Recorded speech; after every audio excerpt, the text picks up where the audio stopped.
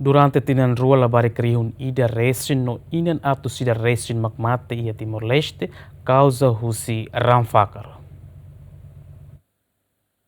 Do herdado Susi Direção Nacional Saúde Materna Infantil, lihusi Programa Maternal Prenatal Death Surveillance and Response Satudu, ia tina rihun rua runulu resin tolu, bebe atu situ resin no inan hitunulu resin makmate, ia tina rihun rua runulu resin hat, bebe atu saat no inan limanulu makmate ia Timor-Leste. Diretora Nacional Saúde Materna Infantil hateten, causa principal mortalidade inan no oane husi hemorragia karam fakar, no mos balum parto ia uma. Causa principal da mortalidade ina maka hemorragia, o ramfakar.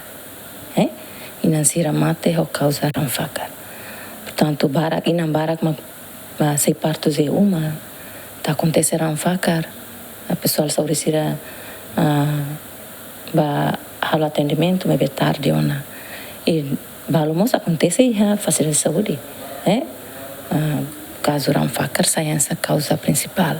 E tu ir falei mesmo que hipertensão. E não se essa rua ou condição ou moras hipertensão. Quando ele faz o tratamento de dia, hipertensão nos bele ou ina ou ansira. E caso abortos e terceiro nós caso infecção. Infecção, né? Maioria acontece e partos mesmo acontece e uma. Tama partos na mesma seguro, lamos, então infecção bela acontece na então bela será saímos nessa causa vai a mortalidade e não. Partos na mesma seguro, né? Só acontece de facilidade de saúde. Na mesma que até atendimento você tem pessoal saúde ser treinado.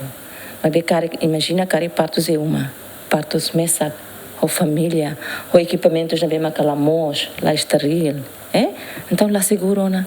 Também hira quando moço complicação Roma, então tarde a tu for atendimento, também afeta a mortalidade e não.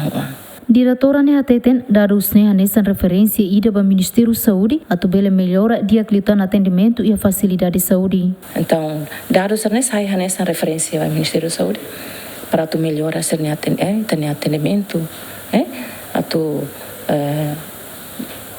será preenche tan, não completa tan equipamentos, medicamentos, capacitação para o pessoal de saúde sira, nós papel importante é matar a advocacia, ou comunidade, autoridade sira, a tu não é bela faz informação para a comunidade sira, a tu bela basic mais facilidade de saúde roto e a prioridade em rua, trabalho de parto, nós pós-parto. O Ministério da Saúde esforço na FATEM a tu completa recursos humanos. Lili parteira médico sira, a tu coloca na FATEM a área rural sira, lili posto de saúde sira.